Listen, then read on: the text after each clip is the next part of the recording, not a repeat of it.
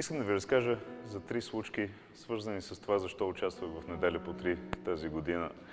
Предаването ме научи на много за хората, много за България и много за какво е това промяната.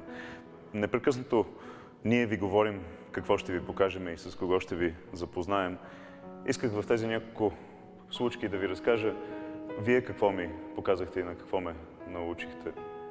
Малко след Нова година се озовах в Родопите, след като исках да избягам от София за няколко дни, в едно малко хотелче над град Ардино.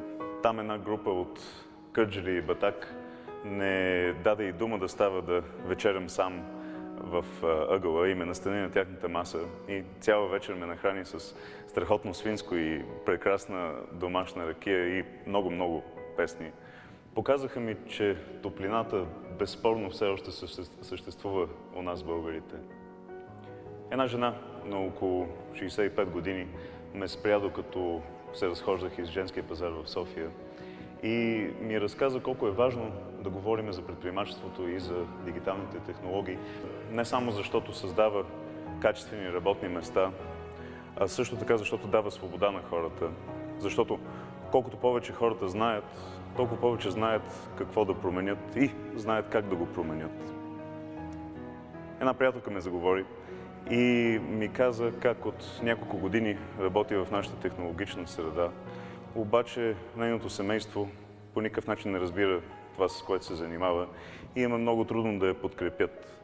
Докато преди няколко седмици баба й отишла при нея и казала: все още нямам никаква идея с какво се занимаваш, обаче Боян каза, че е хубаво, подкрепям те.